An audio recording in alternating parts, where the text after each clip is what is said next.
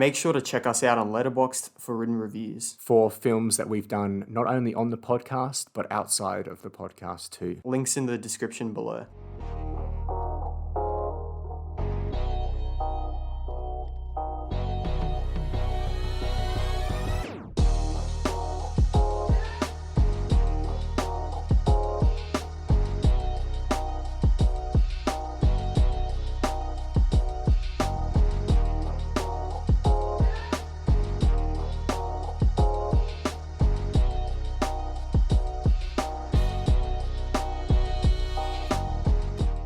Hello everyone and welcome back to the Rewatch podcast. My name is Jaden. And my name is Samuel. And this is a podcast where we talk extensively about a certain film and then we decide whether it deserves a rewatch from you. You can find us on YouTube, Spotify, Apple Podcasts, or any other place that you listen to podcasts. And if you enjoy the show, please leave a like on the YouTube video or share it. If you'd like to reach the show, you can leave a comment on the YouTube video or send us an email at theonerewatchpodcast@gmail.com. Jaden, what movie are we going to be talking about today? Well, Sam, today we are going to be talking about, I want to say it's from 2019, and it's Ari Aster's Midsommar. It's starring Florence Pugh. It's also got Jack Rayner in it, who I believe is Irish, so he brings off a pretty good American accent. Oh, yeah. In fact, Florence Pugh is also British, so I think all of the accents are pretty good in this. So obviously, as usual, we'll start off with a spoiler-free review. Yeah. And then we'll give you a warning when we enter the spoiler territory in case you haven't seen this. And important to note, we watched the director's cut, right? Yes. So this is the 2-hour, 50-minute version of the movie. Mm-hmm. And the normal theatrical cut is around 2 hours, 20 minutes. 20 minutes. So an extra sort of half an hour of extra footage, which is quite a lot. You know? It's a lot. It's sort of like comparison can be made to something like Batman v Superman with the 2.5 hour and then a 3 hour. Yep. So it's going to be interesting to sort of discuss like how you think the director's cut differs from the normal one, because I know you've seen both. Yep. Yeah, and I've this was the first time I watched it, so watching the director's cut for the first time, you know, perhaps when we get to talking about things like the pacing, I might have a unique perspective because I've only seen the longer version. You've seen the longer one. So it will be interesting chat, but so we'll stay spoiler free for now. We also want to say that obviously this movie is a hard R18 in Australia. Yep. And so that means that it's sort of the most gruesome movie it can be. Yeah. There's nothing really beyond the R rating. Mm-hmm. So we're just prefacing this review is essentially what we're doing. Yeah, we'll probably get into... We're not going to, scar the viewers like the movie will. Yeah. But we're going to discuss sort of, the more... gruesome things. And horrifying things, because at the end of the movie, at the end of the day, this movie isn't a very pleasant watch. Not at all. Yeah. Certain aspects of it are actually quite horrifying. So, and I think it's important that we discuss that because that's a major component of the film. Yep. And perhaps, the only real standout of the actual film. Mm-hmm. It's sort of the thing that differentiates it from everything else. Everything else, yeah. So, it'll be an interesting discussion. If you haven't seen the film, you can stay with us for a bit because we'll do some spoiler-free discussions. Mm-hmm. And so we'll start off with a bit of a plot synopsis for the viewers at home. So, several friends travel to Sweden to study as anthropologists a summer festival that is held every 90 years. 90 years? 90 years, yeah.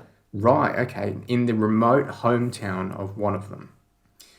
What begins as a dream vacation in a place where the sun never sets gradually turns into a dark nightmare as the mysterious inhabitants invite them to participate in their disturbing festive activities.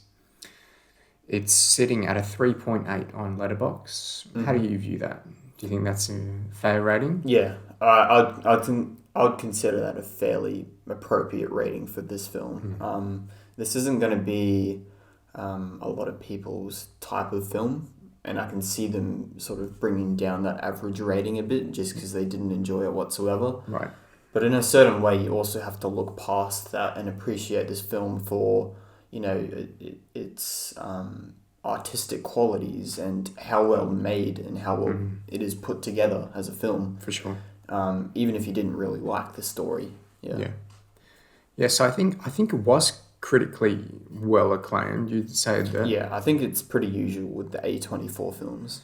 Yeah, people love to, have their sort of A24 film of the year sort of thing, and they're always very popular among like film nerds. And I think if you're a film nerd, and by that I mean you just enjoy, experiencing good cinematography, really analysing films for what makes them, I think you'll probably enjoy this more than most, right?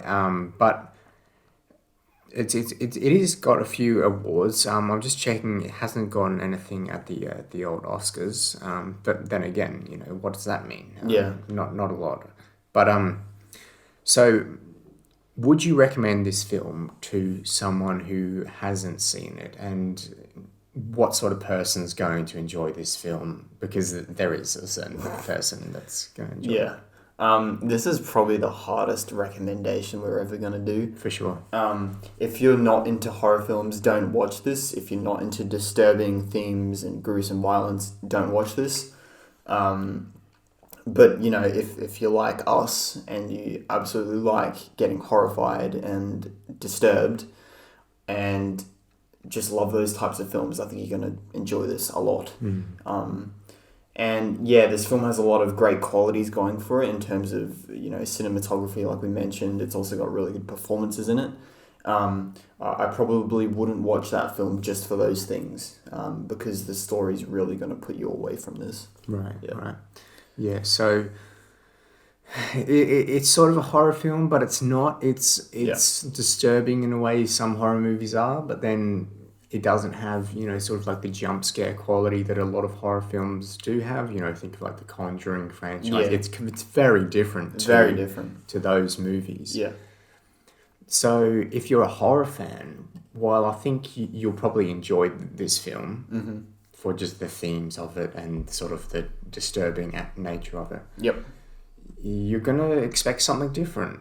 It's going to be not what you expect going into the film. It's not a classic horror film. No. And it's trying to do something a bit different.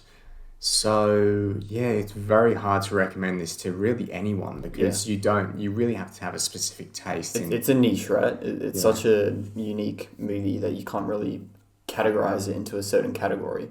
And it makes you wonder whether this is really a horror film, because I think horror stems from the term horrific, and this film, if anything, is horrific. So Certainly. It's a horror film. It's just so unique from anything else, and I think the horror market has been so saturated by jump scares and scary music that films like this don't even feel like horror films anymore. Yeah, that's a fair point. Yeah, so I don't know. It depends on your taste, what you like.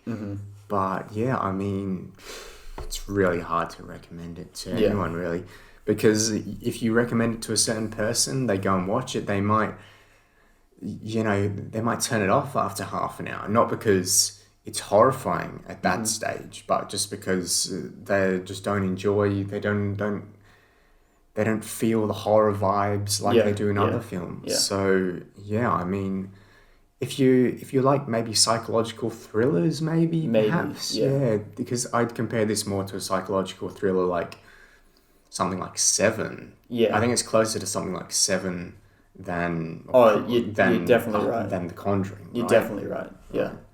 So it's just got different priorities and sort of the way it goes about its sort of thing. So you've seen this film twice. You've seen the theatrical version and you've now seen the director's cut. So would you say this film, so the director's cut, is that worth a rewatch? And give us a bit of backstory on what do you think is the better version? Yeah, okay. So I think it was pretty interesting watching both of them and starting with the theatrical and then moving on to the director's. Personally, I think you could probably watch the theatrical cut and you'd be like, fine, you'd just get everything and you'd be good. The director's cut dives a lot more into providing backstories, and it's got like a few more, cut scenes in it, that don't really add much to the plot.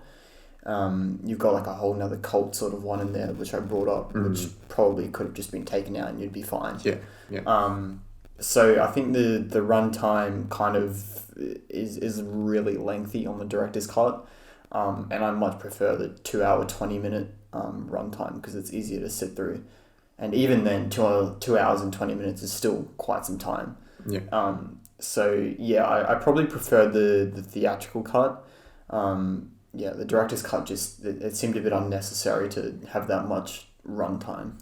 Yeah, that's interesting because a lot of the times, we see these director's cuts end up saving the movie. Yeah, right? I was going to bring that up, yeah. Yeah, like sometimes, I think BVS is the prime example because 100%. the 2.5 hour version of the movie was just not good. And then the Ultimate Edition, the 3 hour version, in my opinion, it's very controversial, but in my opinion, it's really good. Yeah.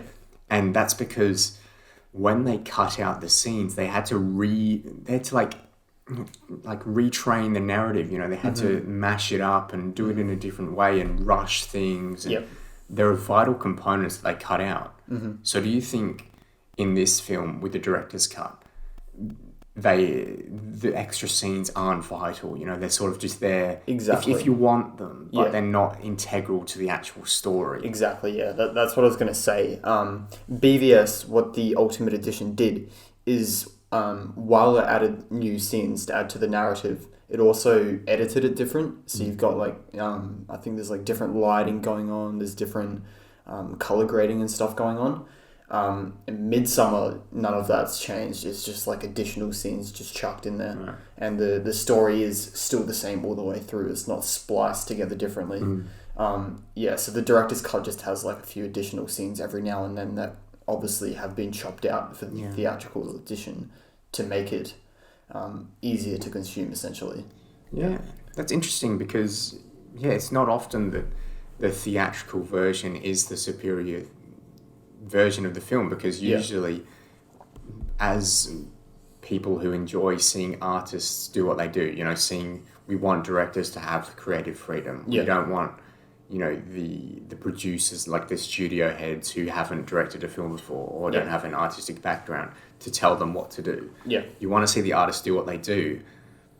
And so usually, and in most cases, I'd probably say 95% of cases, the artist left to their own devices is going to do a better movie than what the studio heads tell them to do. Yeah. Right. So, but in this instance, it begs the question, why was their director's cut released? Yeah, I honestly have no idea. It might just be because Aster wanted some additional scenes that he thought, hey, I really like those scenes, why did you cut them out? But they're not vital whatsoever. It might be that A24 sort of community, that film, that hardcore film nerd, that probably really, really enjoy this film. It's probably a bit of a cult classic for them. And so they just want everything. And they probably because the deleted scenes were... Did you get to see the deleted scenes in the previous movie? So when you watch the theatrical version, did you go to the special features to check out the deleted scenes, or... No, I just watched them on YouTube. Right, yeah. Okay. It's interesting though, because I'm wondering now whether Hereditary had a director's cut, because Hereditary is also an A24 film by the same director. The same director. So I don't know whether it was. I can't imagine it's studio interference. I think he had quite a vast range of action going on here that he was able to move around and do whatever he wanted. It's more of probably director indulgence, really. Yeah. Instead of trying to save the movie, he's probably just tried to make a good movie better. But I don't know, man. It's very interesting because a lot of the times you see these movies killed in the editing room, and this movie got out okay, but then they still did the director's cut. Yep. But I'm always going to be open to checking out the director's cut because we want to see what the director wants us to see. Yeah. And I don't know if you've heard, but recently Rocky IV, Sylvester Stallone's just announced that he's doing a director's cut of that movie. Really? And that movie came ages ago. So I think that's really interesting, and I like this movement of directors being able to do. Did he direct that? Yeah, I think so. He directed the first Rocky, and then I think he had a break. But yeah, maybe I think he might have come back for the fourth. Yeah. And then obviously there was some sort of interference because now you can really tell with the directors sometimes when they're wanting the director's cut. Think of like David Ayer, the Suicide Squad director, not the Suicide Squad director, Suicide Squad director. Yeah. Obviously, the movie that was released was not his movie, but he is fighting for that cut because he knows that it's better than what was released. But in this instance, I feel like Arias has just gone, I had a good movie, I love it so much, I want you to see everything. Yeah. But do we need to see everything? Yeah. I think I think the whole proposition of a director's cut is to enlighten the viewers with what the original image was, the original vision. And this doesn't really do anything of that nature. It's more of just hey, I want to chuck in these additional scenes and make something that's just for fun, really. Just for fun. Yeah. All right, so let's go to some. We'll stay spoiler free for now. Acting, performances. Who do you like in this movie? Florence Pugh, man. I'm obsessed with her in terms of all perspectives. I think she's a fantastic actress. I think she's phenomenal in this. 2019, I can't really think of many other films released that year, but it has to be one of the top performances from that year for me. I think she is so raw in this film. Her emotions are really hard hitting and they feel realistic. A lot of films don't really capture emotion in the way that this film does. So I think she's phenomenal. I think Jack Rayner, or not quite sure how you pronounce that because it is an Irish name. I think he was also really, really good in this film as well as supporting Christian. As Christian, a supporting cast. He has quite a significant role, but I think he also deals with emotion really good in this film. Yeah. Yeah, and there's a lot of trippy scenes that needs a really good range of performance. You just need to be. It's hard to do that. You get stories sometimes the actors, if they're doing a drunk scene, sometimes they will just get drunk. Mm-hmm. But I don't imagine they'd be able to take narcotics on set. So you'd have to just that level of acting is just sort of next level, really. Mm-hmm. It's one thing to put on a sad face. Yeah. But it's another thing to sort of make your body twitch and move like you're not really in the real world, even though you clearly are, and because they're concentrating so hard on their performance. It's quite interesting. But I'm just looking at the 2020 Oscars here, so for the previous year of 2019. Yep. And obviously that was the year of Joker, and so we had, Parasite and all of that. But yeah, in terms of Best Supporting Actress, we had Laura Dern for Marriage Story. Yep. For Supporting Actress. And Best Actress, we had Renee Zellweger for Judy. I haven't heard of her or that movie, so maybe it's good, maybe it's not. But Florence Pugh didn't even get a nomination, so I think she deserved one. Oh, 100%, yeah. I think this film probably wouldn't stand without her. This film, it's very simple in a way, and if you take Florence Pugh's sort of charm out of it, it's just kind of boring. And it's the same with all of the cast members. I think Will Poulter was also really good as Mark. Yeah, really funny. He's kind of conned as the jester because he's always the joke, and that's why he wears the jester hat. Oh yeah, interesting. He's the comedic relief of the film. Yeah. But again, I kind of find myself questioning, is comedy really appropriate in this film? Because I'm not really sure how it would feel without it. If you take the comedy out of this film, it's just going to be really, really hard hitting and dark and miserable. Yeah. So I think you need a bit of those comedic themes, and I think Will Poulter does a really good job of doing that. Yeah, I really, really like the costume design in this film, and the reason I bring that up is because it did not win Best Costume. It wasn't even nominated. Oh. But you know what did win? Another Florence Pugh movie, Little Women. Little Women, yeah. So, the costumes are good in that? Yeah, the costumes are pretty good in that. I don't know which one I like more though. This has some pretty incredible costumes. Yeah. And if you can count, like, maybe we'll talk about that as spoilers. Yeah. We'll get into that later. We'll take it. Okay, let's go to visuals then. What did you think of the visuals and the cinematography and everything like that? Beautiful, man. I'm not exactly quite sure who did the cinematography on this film, but yeah, the way that it's just put together is just absolutely stunning. And I think another thing that makes this film really good is the fact that it was filmed on set. It's all practical. From what I know, there's no green screen or special effects in this. Well, from what I'm reading, I'm just on Letterboxd looking at sort of the director, that's sort of the crew area. Yep. And there's like 10 visual effects artists who are like quite highly credited. So usually it would go like your director, you have your writer. Yep. This has gone your director, then your costume designer, then your visual effects. So obviously there was some form of visual effects, whether that would be, you know, sort of the more mystical aspects with the Faces, tripping and yep. all of that. So perhaps some visual effects came in there, but I didn't notice any sort of visual effects. No. You know, at one stage I asked you, I was like, do you think that's a green screen? But it's all real, right? From what I've heard, Yeah. they essentially, I'm not quite sure whether it was Sweden or it was some Scandinavian country, but they went on site, they made all of the buildings and they shot it, which is why it looks so good, man.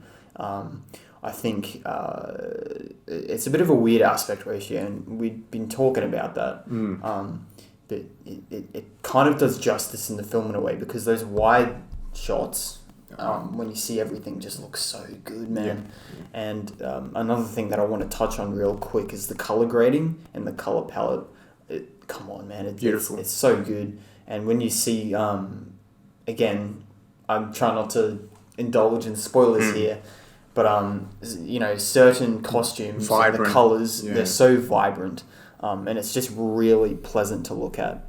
And here's a bit of an interesting fact. So the cinematographer... I was looking at that as well. Paweł Pogorzelski did Nobody. I'm glad you brought that name up, because I didn't want to have a go at that. But yeah, so he did Nobody, and that was a pretty nice looking movie. That's weird, yeah. And he's also obviously done Hereditary as well, which I'm sure we're going to check out now that we've seen this. Yep. But yeah, so... Nobody was really well shot. It was, yeah. Very nice, stylish movie. One of the more stylish movies of the year, probably. Yeah. But yeah, so that sort of wraps up our sort of discussion on the visuals. What did you think of the sound?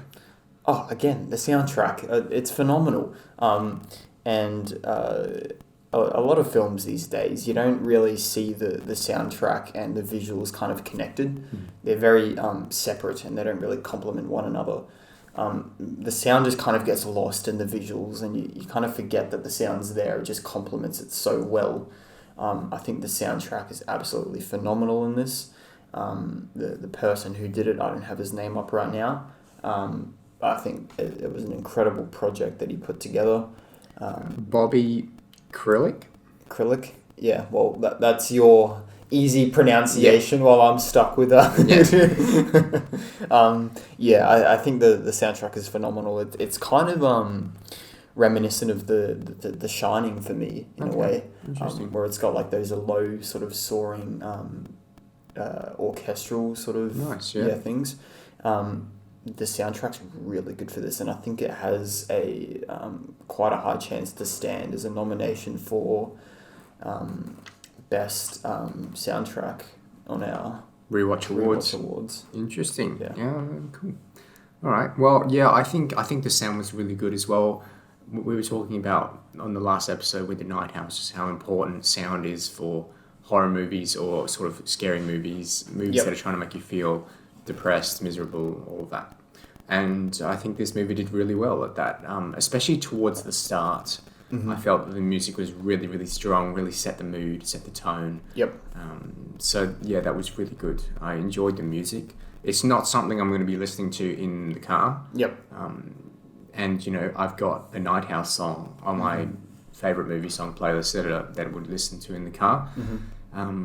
But maybe there are a few hidden gems in there that I just need to check out, and then I'll appreciate later on. Well, I think it's more so the fact that if you take the music away from the visuals, it's gonna come down a bit because you're not experiencing what's happening on screen at the same time you're hearing the sounds. Yeah, but then I can still listen to a Hans Zimmer song and have a great time Essentially. just driving along. Yeah, because it's amazing and Yeah. I get what you're saying. Yeah, But I will check it out though, because I think there are probably a few songs towards the beginning and probably towards the end that really stand out and are probably worth a listen. Yep. In the car or on a nice sounding speaker or something like that. So, Yeah. But yeah, I agree. It does pair nicely with the visuals, and it's sort of like if you don't have one, you're missing a bit of the experience. Yeah. So yeah, it's like if you cut the soundtrack on Joker, it's a worse movie. Yeah. Considerably. That's a good way to put it. Actually, Joker is very similar in terms of sound design to this film. It doesn't have many, it doesn't have any lyrics from what I remember. Right. Yeah. In terms of original songs. Yeah. It's just very orchestral and complements the on-screen. Yeah. Yeah. That's good. All right, so we'll leave our spoiler-free discussion there for now. If you have not seen the movie, I guess we encourage you to. It depends who you are. Look, we said who we're targeting before. Yeah. If you fall into that sort of range and you like to be absolutely disturbed, go see the film. Yeah. I'll say this: if you want to see something like you've never seen before, check it out. Yeah. But which version should they check out? The theatrical. Theatrical. Theatrical version. Check out the theatrical cut. Save yourself half an hour. Yeah. Fair enough. Okay, so let's get into some spoilery discussion then. Where do you want to lead us off? Do you have I've got just like a few little things I wrote down. They're more like not cameos. They're more like Easter egg sort of things that I think you'll kind of enjoy. So we start off in the film obviously with the whole death sequence, and obviously there's been a family suicide via car fumes. I think there's another name to term it as, but I'm not quite sure. No, I'm not sure either. Yeah, that's a really intense scene, and I think the music, like you said, there is really, really good. I'm kind of just giving a bit of an intro here. There's not really any. That's Easter okay. eggs I'll here. go off that. I really enjoyed that scene. Very dark, like visually, and then very dark, like in terms of the material that we're sort of dealing with. I loved the bodies, like how they were positioned. And this is what I'm saying. Like if you like G films, stop listening because we're gonna be discussing some graphic things. And I just love how everything was positioned, how it was all shot in the camera. It was all sort of slow-mo, really well constructed. Yeah, there was some good dramatic slow-mo with like maybe it was like the fire rescue, like it was like the fireman, and the fire sort of, you can see the lighting. I reckon the lighting was really the lighting was cool. And I loved particularly, we go from a shot in the parents' room and then it sort of slowly comes out the hallway. And then we sort of follow the pipe along to the end of the hallway to see Florence Pugh's sister, who has the pipe directly into her face, which is a very... It's horrific, man. Yeah, it's a very startling sort of image, especially to start the movie off with. But to be honest, I think that was one of the strongest scenes in the movie for me. I just really liked that setup, and I thought, oh, this is going to be interesting. What happened here? Let's get a bit of exploration of this. But then it sort of became an afterthought for the rest of the movie. But regardless, staying on the cinematography, I will touch on the fact that there are a lot of long shots in this movie. Yes, I was hoping you would. And I love it. Now, I'll preface this with saying I don't like movies that are shot in one shot. 1917 and Birdman are two movies I've seen that are in one shot. I think that's just a bit cringe. Like, it's a cool idea. It's cool. It's not practical. Incredible achievement by the cinematographers. But when you're not cutting, I'm just constantly reminded that it's a movie because I'm thinking, okay, the camera's gone behind a tree there. Okay, that's the hidden cut. Now we're at new scene. And it's like, it takes me out of it every single time, camera moves towards a rock. I'm like, oh, here we go. Into the rock, outside of the rock, into the tree, outside of the tree. So yeah, but in this, I love a nice wide shot that just lingers for a lot longer than it's supposed to. Think Yeah. of Denny V films. Yeah. And there are a lot of times where they just capture everything in one go, and it's fantastic, and it doesn't need to be cut. Yeah. It's just beautiful. And what did you think about it? Oh, yeah, I absolutely love these long, sort of strung out shots. It's very similar to Ridley Scott as well. He does it a lot in Blade Runner, where he just like lingers on a shot for like more than he should be doing. Probably. Yeah. Yeah, but I think they're really well executed in this film, and they sort of add to the whole dramatic effect. Yeah. And I think it A definitely... lot of people are well executed in this film. Oh, yeah. There's a lot of executions, isn't there? I think you're definitely right for saying that this sort of thematic that they first opened up with the whole family suicide was probably one of the more interesting parts of it, because it's a big change in pace from when we go to like this dark and gloomy, snowy sort of area, and boom, you're in wonderful, bright Sweden. Yeah. It's like, hang on, is this the same movie? Yeah. I feel like Hereditary is going to be that scene. I feel like that's... Yeah. Because from the trailers I've seen, very dark, grim, sort of like that grey colour palette. Yeah, yeah. So, yeah, perhaps that's what's Hereditary is going to be. That might be more along your sort of lines. Yeah, probably, yeah. I just liked how unique and unorthodox this film was, because you don't see a lot of films that sort of play with this suicide theme and then sort of string it along. It's very disconnected. Like they don't utilize it a lot, but it's there and here for like a few kind of parts, and I'm yet to understand where it really comes into effect in terms of the whole theme. But the first opening scene. Yeah, but they've decided to utilize it, so it's there. It's just, why does it have to be there? Yeah, sort of just a tone set, I guess, from telling you that this is going to be a bit disturbing, get ready for it. But I don't know. I feel like you could also just start the movie when they're going to Sweden, and not a lot would have been different. Because, did you get what I mean there? Yeah, well, kind of, because I feel like Florence Pugh's character is kind of struggling from this... Yeah, that's true. From, her family just passing away.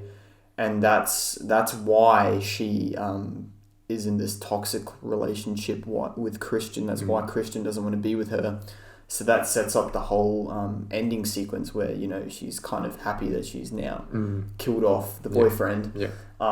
So, yeah, I feel like it's definitely there. It just could have been executed a lot better, and probably mentioned a lot more than it was, because it pops up 3 times, essentially. Yeah. You've got the first sequence, you've got a sequence where they appear in a crowd, and then you've got a sequence... actually, that's the final sequence. So you've got a first sequence, you've got a sequence where they're sort of shown on a rock, like just like a sort of real quick shot. Yeah, right, that's right. Yeah.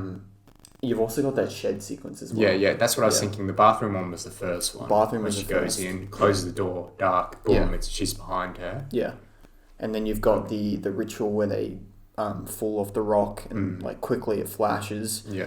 And then you've got the final sequence where you see her family members in the crowd. And also, it's kind of an Easter egg.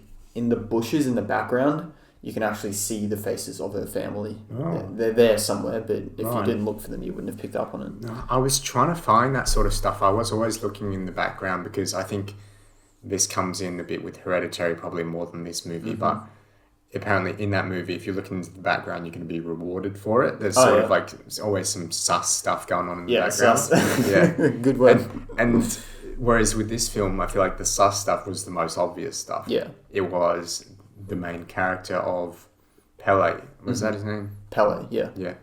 So the Sweden guy who's... He was always kind of off-putting, right? Yeah, I from said the start. You knew, yeah. I was from the start. I'm like, this guy's sus, man. Yeah. And I hate to use that term. I know it's a meme, but that's the only sort of way. He was a very suspicious person. Yeah. And he just didn't sit right with me the entire time. And I guess that sort of has its payoff at the very end when you realise what he's done. Yeah. But yeah, I mean, let's start off with that student dynamic, that group dynamic. What did you think of sort of those characters? Because I feel like this movie it lent heavily on that buddy dynamic between those students. Yep. And the drama in between the two, and then Christian and Josh, yeah. I think Josh is a very unnecessary character here. He can kind of be taken out of this film and not much would happen. They could just literally say, hey, we needed 8 for the sacrifice, Josh, you cut. Yeah. and we're good. And maybe that will assist the runtime as well, because you'll shave off a few minutes there. And maybe it could just be Christian wanting to do his thesis on Midsummer Festival. Yeah. I think that's a lot more clear, and it's a lot more less convoluted in a way. I wasn't really invested in that thesis sort of thing. Yeah. One of them is doing their thesis, that's why they're going. That makes sense.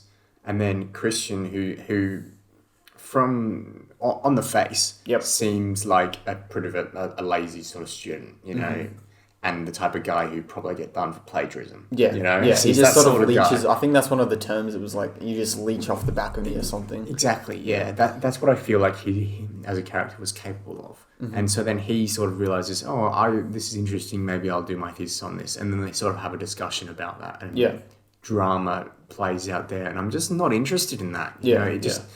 I was expecting to go in and have Florence Pugh give a really good performance, which she did, but then constantly have her in situations where she'd be terrified of, and the audience would be terrified, but then we have this inter-student dynamic drama conflict. I know where you're coming from. It's a bit strange. And honestly, I thought it was more effective in the theatrical cut, mainly because you've got less of the cult scenes. Right. So there's a better balance of thesis and horrific deaths. Interesting. So it kind of weighs it better.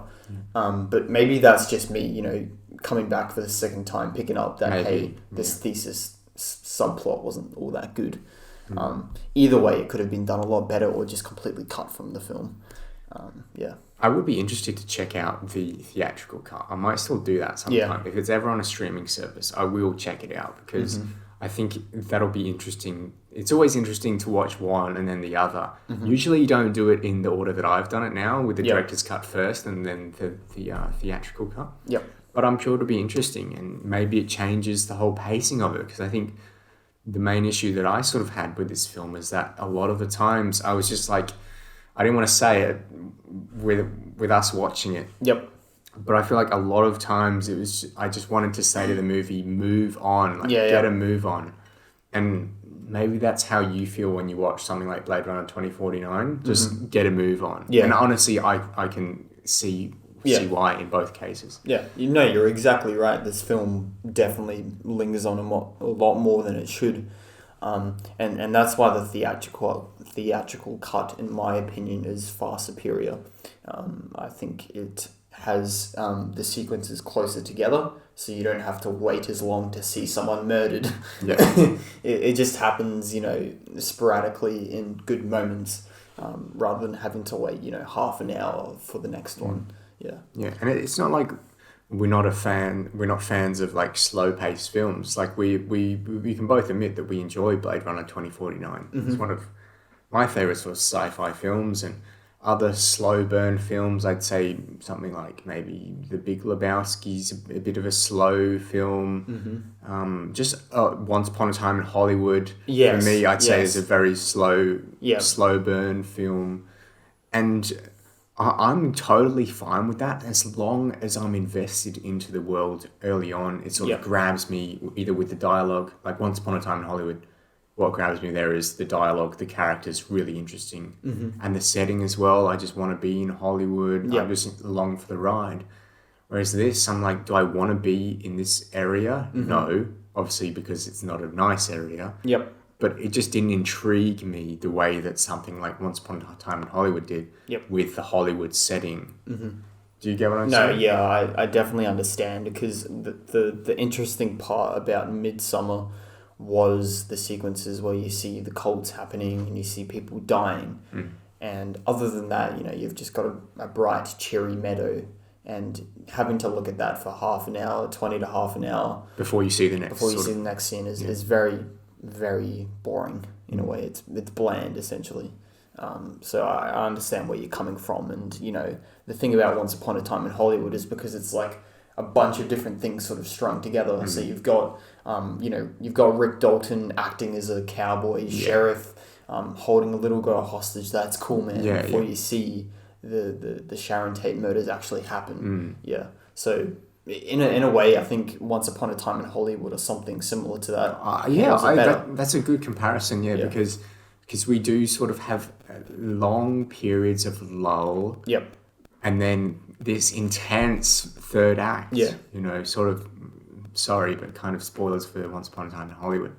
But yeah, the third act of that movie is very similar to the third act of this movie in its sort of wow factor. It's like, oh my, is this legal? Like, am I allowed to watch this? Yeah. And it just shows you everything. Yeah. And you've had a movie of pretty chill, bit of hints of some violence along the way. Yep. But then this is the final 20 minutes of the movie. It just picks up exactly. Intense. It's really intense. And very much like this movie. Yeah. But so what would you think is the superior sort of film in terms of the pacing? Which one did you enjoy more? Because I know you're a bit... I'm not the biggest fan of Once Upon a Time in Hollywood, but it handles it better. It's more balanced in a way. This Midsommar's really unbalanced. The final 20 minutes are like up here, and then the middle sequence is kind of low. So it kind of has you just kind of umming and ahhing about what you're seeing. Yeah, I think Once Upon a Time in Hollywood probably. Yeah. So what did you think of the horror elements of this film? Were you scared of this film? Were you in a way that maybe The Night House made us scared when we watched it? I think at the start, I was scared because it kind of established itself as just like a generic horror film. Yeah. It was like, suicide, it's dark, the music's scary. Okay, I'm terrified. I'm watching this at 2 a.m. in my room, lights off, I'm terrified. Yeah. And then when you get to Sweden and it's bright and you kind of figure out that Sweden doesn't really have nighttime, you're kind of taken out of it. And because it goes on for such a long time, half an hour before anything happens, it's like, okay, I'm kind of safe now. Nothing's really going to happen because it's showing me. That's what I thought. I was very tense at the start, sort of, how you go into horror movies, like a bit like, oh, okay, I'm braced. Yep. Like if for The Night House, for instance, I knew it was going to be stereotypical horror movie in the sense that there's going to be jump scares. Yep. And so the entire movie, I'm like gripping onto my chair. I'm like, oh, there's going to be a jump scare. And I was like that for this movie. I was quite scared and tense at the start. And then about maybe 30 minutes in, I'm like, oh, I can relax. It's not that bad. Yeah. It's just a thriller sort of movie. Yeah. And in a way, many people are going to be like, oh, well, that's kind of boring. I didn't really want that. But at the same time, I kind of appreciate that it's a different take on the horror genre. We don't need, completely scary jump scare films. We can have these sort of easy writing, kind of gruesome sort of ones in there as well. So, yeah. I think the term that a lot of horror fans use is horror as a vehicle. Yeah. So, and I think The Night House did this pretty well. Horror as a vehicle to explore grief and suffering and what happens after we die. Yep. In this movie, grief as a vehicle, horror as a vehicle to explore probably grief as well. Yep. But then also like cults and the cult aspects, betrayal, relationships, revenge. So yeah, I really enjoyed the ride of it. Like I didn't know what was going to happen. It was always unexpected, all completely fresh. Yep. And while the pacing was slow, I was always engaged with the dialogue. I was always, I was sort of drawn into the movie. Yeah. But not as drawn in as something like Once Upon a Time in Hollywood. Yeah. So, I think the more impressive part about this film is, essentially how well it does as filmmaking. Its cinematography, soundtrack, performances. It excels in all of those areas. There's no doubt about it. But in terms of the story, it's probably a bit weaker. And yeah, it's just certain things like the cinematography really go towards the story, because I think there's a shot where we see the camera just kind of pivot around and you kind of get the world turned upside down whilst you're entering this Swedish community. So you know something's about to happen, because it's going to like hell essentially. Yeah, interesting. So there's pretty interesting shots in this, but it's a shame the story doesn't really complement that, because without a doubt it's the weakest part of the film. Yeah, for sure. So let's move to then some of the more gruesome and shocking moments. What would you say is the most gruesome one, or should we just go chronologically just through all of them? Because there's not a lot of them. There's not a lot. We can go through them if you want. Okay, so let's start with the bathroom one, where she goes into the bathroom. Her sister's behind her. Yep. Did that scare you the first time? No, not that I remember. Yeah. And it's probably because it wasn't meant to be all that scary. It's more of just like a revelation in a way, because the music doesn't really build up, or you don't zoom in on the face. It's just kind of in the background. So it's like, hey, well, there's that person again. Yeah. It's not all that scary. Did you get scared by it? Yeah, kind of. Yeah, I was sort of like, if the rest of the movie would have been like that, I was prepared to be scared. Yeah. That sort of got me in the stage where I was like, oh, okay, I think this is gonna scare me. Because that's your more sort of stereotypical horror jump scare thing, when you turn the light on and there's someone there, and then you turn the light off and they go on, or whatever, or vice versa. Yeah. So yeah, it kind of scared me, and then from that stage I was expecting more of that sort of stuff, and then we never got it for the rest of the movie. Then we sort of got the more just absolutely gruesome, violent acts, various things. So let's go then to the first one. I think the first one was Josh, when he was in the I think we had the cliffs before that. Oh, yes, we did have the cliffs, sorry. Yeah, so what did you think of that cliff scene, watching the second time? Oh, it's so hard to watch, man. I think the first one isn't too bad. The first jump. Oh, no, sorry. I just remembered a certain shot. Yeah, so you see it bounce back up, and then you see like her face like concaved in. You see like the bloody details and everything. That one was rough. Yeah, that one was very rough. I loved how she sort of like swan dived off that cliff. She sort of like held her arms out. She was like just so into it, She was like so dedicated. My time has come. Yeah, and she did what the reasonable person would do in that situation, because either way you're going to die. Yep. So it is sort of like, if you were falling from a plane and you had no parachute, would you like hold your arms out to go slower, or would you just dive head first, because you'd probably die quicker when you hit the ground if you go head first? Yeah, I think either way you don't go feet first is what is. Old mate did not have it right.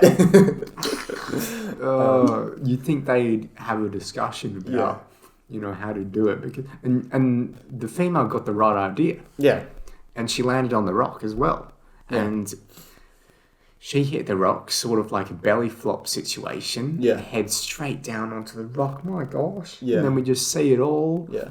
It was kind of reminding me of the Suicide Squad, when old mate gets his face shot. Yeah. But it just wasn't as gruesome. That was obviously visual effects. Yeah. Whereas this was just... It's all practical. It's probably like wax and... Yeah. Yeah. But you don't really expect it to dive into that. Like, you see them fall down, and then when she impacts, it cuts. And you're like, okay, cool, I don't have to see any of that. Yeah. And then boom, the next shot, you see her face exploding, and then you're like, okay, this is what's going to happen from now on. Yeah. And we hadn't seen anything quite like that throughout like the entire film at this rate, and it's probably like an hour in, maybe a bit more. Yeah. If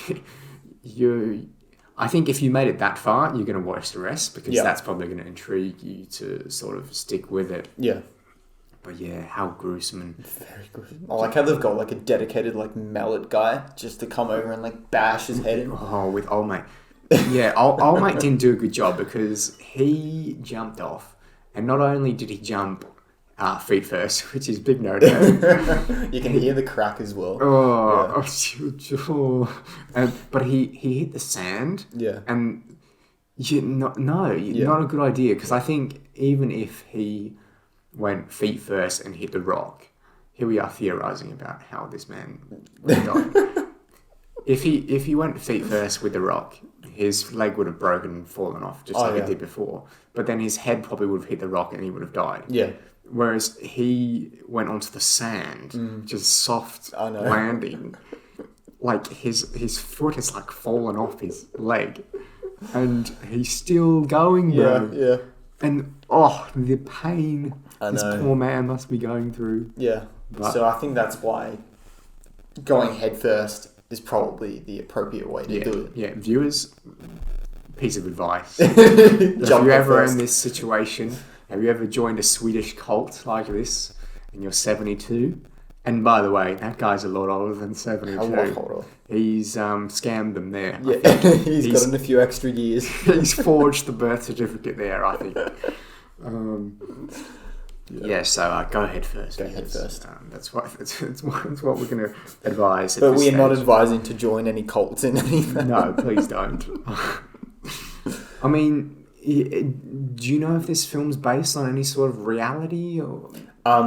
So Midsommar is a festival that happens in Sweden, but it's nothing like what they depict. I certainly hope not. Yes, so it's nothing like it, and I think many people are actually upset of the way that this portrayed their festival. That's probably fair. Which is fair. Yeah. Because imagine if, they make a film about Australia Day. That's exactly what I was going to say. Ned Kelly's getting like his head chopped off and his kangaroo's getting exploded and stuff. Like, I'd be upset. Yeah, I would be upset. Yeah, the Swedish people probably aren't very happy about this film, and rightfully so. Because, my goodness, it doesn't really paint the country in a very nice light. Exactly. And from what I hear, they're fantastic people. I mean, they gave us PewDiePie, so yes, they must be wonderful people. Yeah. But these people certainly are not the wonderful type. Yeah. While we're going through it, I'll get off these Easter eggs, I like to call them, while we're just going chronologically. So at the start, there's a bear poster above Danny's bed. I think I mentioned it like when we first watched it on your PlayStation. Right. So it's a bit of foreshadowing there. And the images at the starts of the paintings that are kind of on the outside, like on the fields. You kind of scroll across. It's like a story. What a weird story. That was... That's actually foreshadowing the story between Christian and Maya. Yeah, okay. You might have gotten that. Makes sense. Yeah. With the old the hairs. Yes, I won't go into too much detail, but that is what it foreshadows. Yes. So the people that were dancing around in the circle, and then Maya sort of kicks Christian. The game they were playing was actually called Skin the Fool. Yeah. So obviously they go on to skin all of the characters. And I think the fool in this situation is Mark. He's portrayed as like the jester or the fool because he's always, he's always messing up and defaming, ancient trees and whatnot. Yeah. So there's another little Easter egg there. Yeah, as soon as I heard they were playing Skin the Fool, I just get a bit of, that's not good. Yeah. And then... we have sort of one character goes home and the other character's like, he wouldn't have left without me. Yeah. And then she goes home and nobody sees her leave. I kind of like the fact that they just like start disappearing at random intervals. I do. I really like that as well. I think they could have done a better job though with making that a bit more impactful. We didn't really get a lot of realization from the other students. Yep. Like, where did they go? Like, we didn't get much of the dread of, oh my gosh, people are going missing. Are they, where are they? Are they actually taking us somewhere? Yep. Are we in danger? There was no sort of realization. They were quite gullible. Yep. And in a way, I kind of understand what Ari Aster was going for here.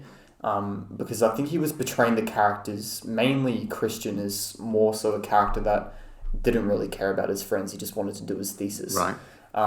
But in a way, I would still be concerned about my safety. I would want to get out of there. If your friends were disappearing. If my friends were disappearing. So it kind of works one way, but it fails in the other way. Right. You picked this up.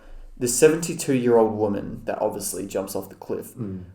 I want to say that's foreshadowing the fact that Danny is now in this cult. She's part of Midsommar. So I think from what I took away from the film is that she's not going to go back to America. She's really, she's going to be a part of this cult now. She's accepted as it. She's the May Queen, and she's going to live her life out until 72, where she jumps off that cliff. And so I'm thinking that they casted an actress that looked like her, just to portray that foreshadowing. Yeah, interesting. Yeah, that's what I took away from it. Yeah, because that old woman at the start does look a lot like her. Very similar. And I thought, is this some sort of, intricate jump scare or like intricate scare that they're doing? Yep. Like, have they just gone trippy and now everyone's looking really old? Yeah. I originally did think it was her. Yeah. But yeah, that's interesting. I didn't think... I never really thought about what happened after the end of the film. Mm-hmm. I just imagined that she'd just go home. Yeah. But then when I think about what... She's obviously going to go home, and then somebody's going to ask her, where is my son? Or where is my brother? Or where is my sister, daughter? What does she have to go back to as well, is the other question. That's true. Yeah. I'm That's probably the more strong argument for her staying, because what does she have? Yeah. She has nothing. essentially. She doesn't even have a boyfriend now. She's killed him. Yeah.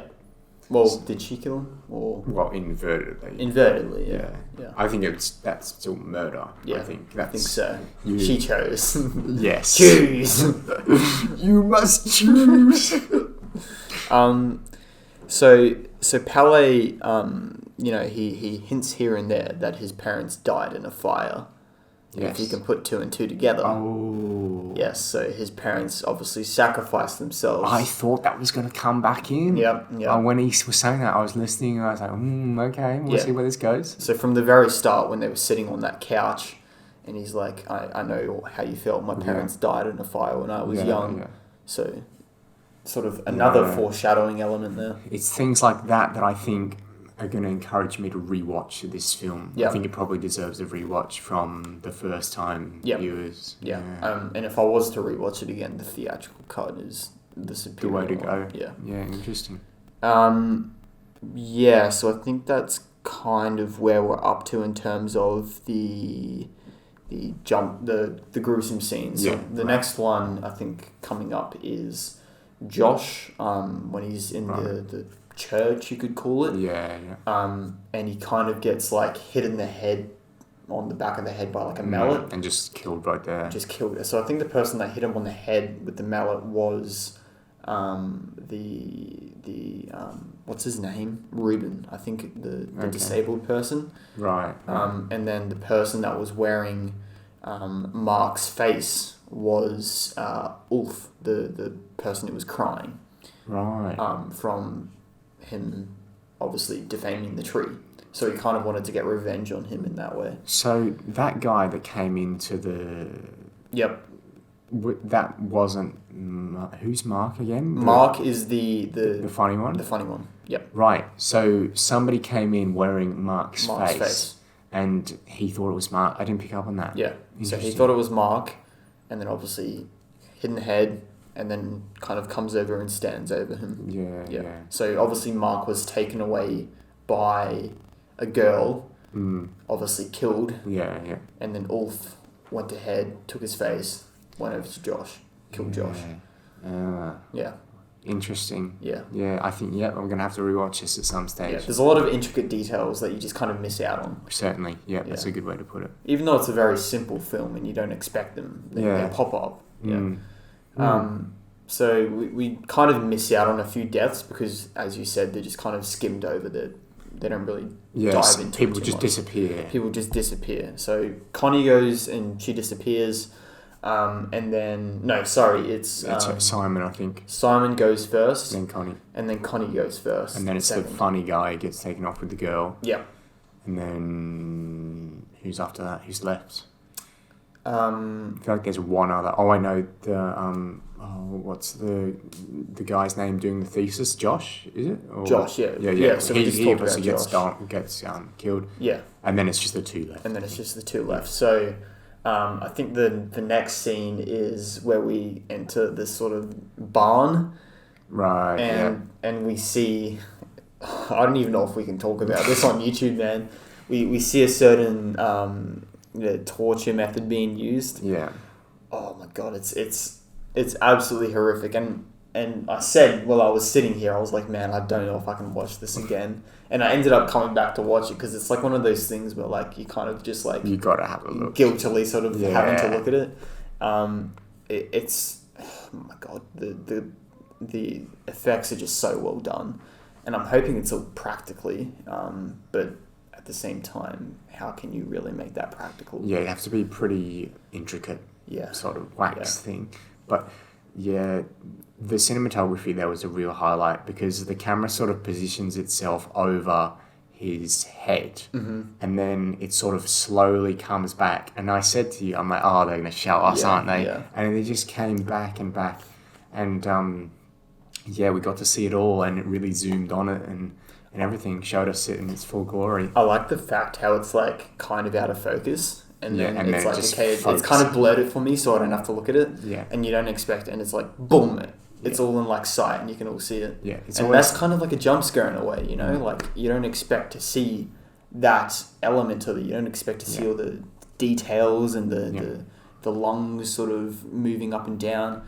And then, boom, instantly it's just all in frame for you. Yeah. It brings me to another question I wanted to ask. Do you think the violence, the horrific elements, and there are some sort of sexual scenes towards the end as well, do you think any of them are glorified in any scenes? Do you think maybe at some stages like, okay, this is a bit too much, or do you think the movie just has a license to do that because of the sort of story it's trying to tell? I think the gruesome scenes are definitely necessary in this film. The film would just drag on and on and on without it, so they're definitely necessary. The sex sequence, cut it right out. Right. I absolutely hate that sequence.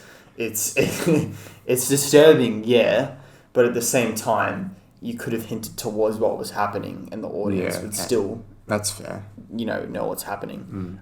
And shout out to Jack Rayner. I just want to give him a shout out here because I think he was told that it was going to be shot so you didn't have to see what was going on. Yeah. But he was like, no, females in films get exposed all the time. Well, he's there with like 13 other women who are showing everything. Yeah. And he was like, okay, so females get exposed all the time in films for nude scenes. I'm going to just risk it all. I'm just going to do it for the men for once. Yeah. And mad respect to him for doing that. Yeah, that's incredibly hard, for all of those sort of young actors and actresses being told to do that. Yeah. Or not being told to do that, signing up to do that. Because at the end of the day, they sign up to do these things. Yeah. No matter how they moan about, Well, he decided to do that. Yeah. But other people being like, oh, I was told to do this. So it's like, you sign up for it, mate. It's a free country. Yeah. If you sign up for this role, you know what you're getting into. So you don't complain about it later because you felt bad. Down the road, and they get paid an exorbitant amount of money as well to do it. So, but then again, there's a privacy there. And you got to feel for these sort of people. And the bravery to do that is certainly commendable. Yeah, 100%. But that scene, for me, I think you probably could have left certain elements of it in. Yep. But then you could have easily cut it away after maybe 10 seconds. It comes back a lot. It comes back and they want to show you again and again and again. They want to show you different stages of it. Yeah. And I think you just need the start, and then when you're outside the barn, you can hear, the noises that are going on, and then you get Florence Pugh's character, and then you just go from there. Yeah, I think the scene where Florence Pugh sort of looks through the keyhole, that's a lot more effective because you know what's happening. Yeah. And in a way, I couldn't quite remember whether they cut to it again when she was looking through the keyhole. and I was kind of like relieved that they didn't, because in a way I didn't want to see that again. Yeah. So yeah, I kind of like that way of exposing it and portraying it a lot better. Yeah. Another scene here, so there's kind of like a nightmare, I want to call it, where all of these friends, you could call them, sort of ditch Danny in the middle of the night. Yeah, right. You called it straight away, you knew it was a nightmare or whatever. Yeah, what was that? Why was that in the movie? I think it might have been something to do with the sleeping pill, Right. like a side effect. But it's cleverly emphasized that it is a nightmare because of the night sky. Obviously, Sweden isn't dark, so if you're paying attention, you'll know that it's a nightmare because it can't possibly happen. Yeah. And that's a pretty scary scene, actually. Like, imagine all of your friends Just leaving. and you there. I loved, is it Mark? Will Poulter, his face in the back. His face was like lit up. I know. And it was really scary. Something about it, just the performance there. And naturally, he's got like a scary face as well. We said this about Paul Dano on Prisoners podcast. Yeah. He's not like the most friendly face. Yeah. And just seeing him in the back of the car. Yeah, he's like laughing Yeah. and just enjoying like the maniacal aspect of what they're doing. And as they like speed off and there's smoke and then there's smoke coming out of her. And that was one of the scenes where it's like, oh, this is cool stuff that's going on here. Yeah. I feel like I needed more of that throughout the film. No, I 100% sprinkle it in a bit more. Yeah. You know, keep us entertained. Take out certain scenes and bring those elements, those dark elements back in. Yeah, I agree with you there, 100%. Yeah, that would have been cool to explore her anxiety. She's obviously a very fragile person. Yeah. And that's hinted at even before her parents and her sister died. Yeah. At the start of the film. Yeah. She could have lent into more of that paranoia of, you know, maybe the friends do leave several times or she's left alone, she's scared, you know. Yeah. Need more of that. Yeah. So before we enter the final sequence with whatever happens, Christian is sort of invited into, I want to say her name is like Siva or Silva, sort of like the elderly woman who's like the tribe leader. Right. And he's sitting in the chair in like the waiting room and he's looking at a painting on a wall. It's actually a bear on fire if you were paying attention. Oh, so okay. Again, more foreshadowing. Foreshadowing. There. But moving on to the final sequence, if you didn't have anything else to add, arguably the most horrific sequence in the entire film. Yeah, so we see Christian. Well, firstly, they're like carving out a bear, getting all of its organs out. Yeah, which we see earlier in the movie, the bear just in the cage. Yeah, and then you said, oh, they're just practicing on the bear to do Christian. And I was like, oh, you wait. You wait for what's about to happen. Yeah. And obviously you don't see it happen, but, you know, Christian's placed in the bear costume. Yeah. He's paralyzed, so he can't move. Yeah. It's just irks me, man. You naturally don't like this guy because he does very questionable things. He's not a very good boyfriend. Yeah. Doesn't seem like he's a very good person. He's a bit of a leech, academically speaking. Yeah. And then he goes ahead and, you know, does the thing with a 15-year-old. Yeah. He is drugged and sort of coerced into it, but at the end of the day, you can only blame him. Yeah. And so you don't naturally like him. But I still wasn't like, yes, he's dying. Yeah. I feel so good. I was like, oh, that's terrible. Yeah, yeah. It's a sad way to go. You know? Yeah. I think, especially being paralyzed. Yeah. Very helpless. Yeah, and just having to sit there and And I was thinking, was the bear costume, because obviously if he's being burnt alive, the bear costume's going to burn first. Mm-hmm. So he's going to have a longer death than everyone in the house. He's going to be alive the longest. Yeah, no, you're definitely right. And, you know, it's going to be hot in that costume as well. And, it's like the worst way to go. Yeah, it's pretty terrible. However, though, the guy that got his lungs taken out of him, that's probably I think worse. that's worse, bro. Yeah, that... And my guy was still alive because those lungs were going up and down. Yeah. Oh, and his eyes. Oh, yeah. I can't. Yeah. So we see them all sort of reeled into this sacrificial temple, which you knew straight away was dodgy. I was like, that yellow temple is sus because it's so bold and yeah. And they're like, oh, you can't go there. I'm like, yeah, I know why. Yeah. I didn't know precisely, but I knew that there was no good stuff going on in that temple. So they're wheeled into the sacrificial temple, all sort of stuffed with wheat or whatever. Yeah. Well, prior to that, Danny is sort of given the choice between sacrificing the ninth person, which is Swedish guy. Yeah, Swedish guy. Yeah. Or Christian, lovable boyfriend. Yeah. Questionable. And obviously she chooses Christian. And I think that's so bittersweet, man. Like, she has been through turmoils in, the past, I want to say, set in the whole period of like a week or something. And she's like, okay, so you've absolutely destroyed my life. And it's a good revenge story. I think it's really, really well handled. I think Florence Pugh's acting is just sort of the cherry on top. It's so good, man. Yeah, phenomenal. And then you add in some gorgeous cinematography, beautiful shots, and then, the horrifying imagery of, those sort of like sack puppets that, the skin with the hay and... Skin in the fool. Yeah, and then you have the two guys, the Swedish guys, who are just chilling in the temple. They're just alive. Yeah. They're just chilling in there.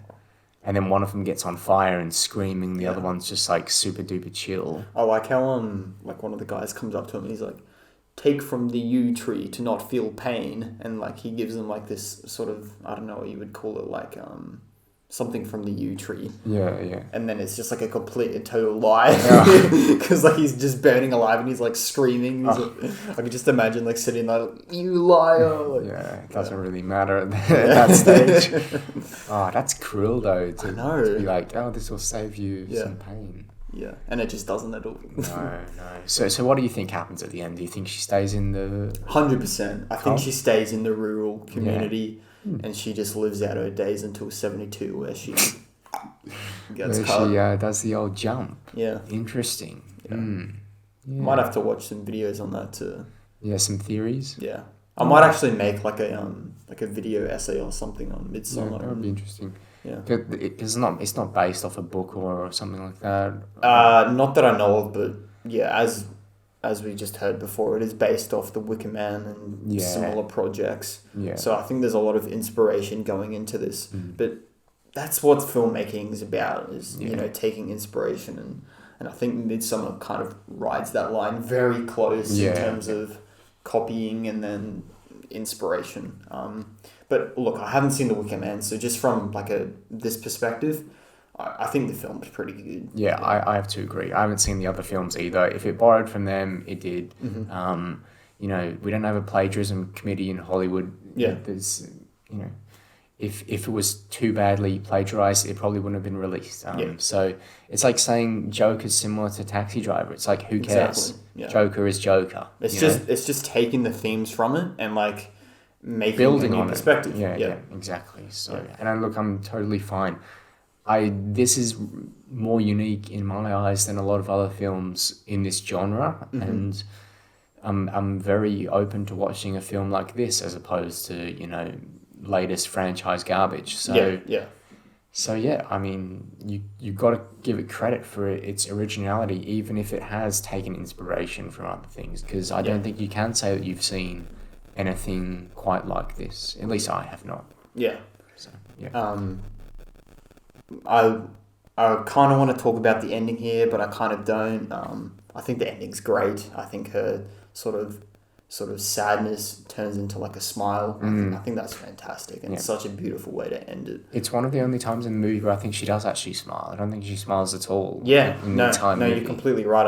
I have heard that brought up before. Yeah, it's the only time that she sort of smiles. And it's quite satisfying to see her sort of. She's now, free from all the confines, and she's kind of got some closure now.